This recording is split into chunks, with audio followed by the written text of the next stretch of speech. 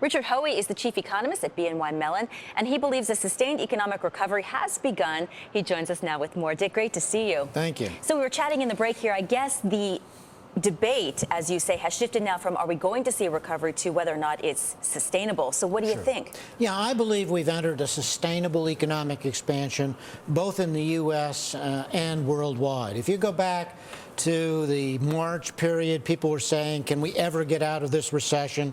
And I think the answer is no longer debate. Yes, we got out of the recession. We're now in an economic expansion. I'm expecting sustained economic expansion. Of what level GDP in the U.S.? I think that we're going to average about 3 to 3.5%, potentially as high as 4%. Trend growth's about 2.5%, so that's not quite as strong a recovery as we've had after past severe recessions, but it's still an economic recovery, and it's still likely to be sustained and not fall short into another recession or double dip. And is that going to include jobs, though? You know, we're starting to hear more and more about this jobless recovery, so where does that factor into your outlook? It's going to be a near jobless recovery. I refer to it as a job-light recovery. By about the second quarter, we're going to see decent job growth, but it's only going to slowly bring down the unemployment rate.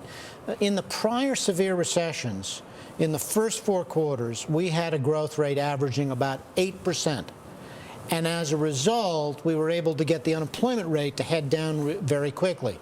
So if we run 3.5% instead of 8% in the first 4 quarters of recovery, yes, we'll get the unemployment rate down some by late 2010, but not really that much. So the bit of good news came in the existing home sales number, which, as you know, were stronger than expected. Give me your take on housing and what kind of dilemma the Fed must be in looking at raising rates. That 10 years tied to mortgage rates. Mortgage rates go up. You've got the tax credit, right, for first-time buyers being extended. How does that all sort out? Well, I think that residential construction, the actual building of houses, has bottomed and is now going to recover because it's so overshot on the downside. But the improvement in house prices that's been reported is probably overstated. It's really more of a shallow bottom. There's some statistical problems with the way they deal with foreclosures.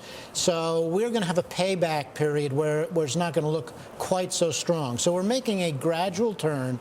Residential construction so overshot that it's going to actually start to help, as it did in the third quarter, real GDP growth. But it's going to be a grindingly slow turn in terms of house prices. We've got an L-shaped pattern in house prices.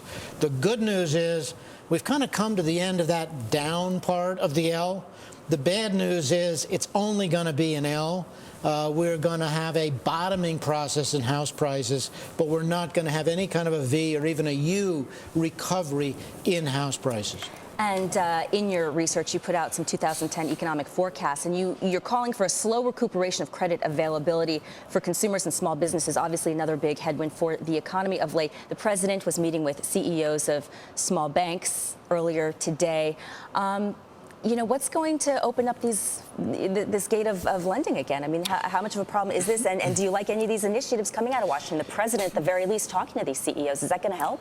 Well, I think that the small business sector and the medium-sized business sector has a number of challenges. One is the customer spending's not coming back that fast.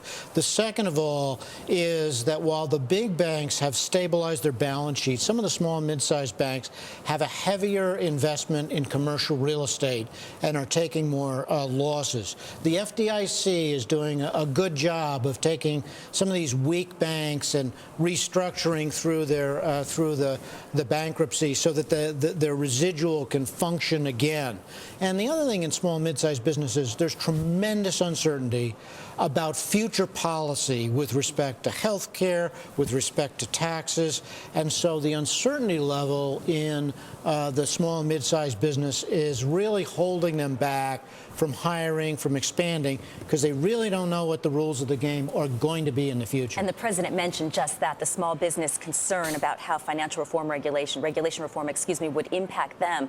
But well, he it's did not say, just financial regulation. It's also taxes. Many of the small businesses are taxed as individuals, sure, as Subchapter S. And so the tax rate rise that's going to happen December 1st, 2011 has got to be in their mind, as well as potential penalties for health care. We don't know what the final bill is going to look like yet. So there's huge uncertainty with respect to cost and demand and financing in the small and mid-sized business sector. In your research paper, 2010 Economic Outlook, Dick, you say that the impact of the budget deficit, current high budget deficits are not a major problem. So explain the difference. They're not a major problem currently describing. because there's not that much strong demand for credit from the private sector.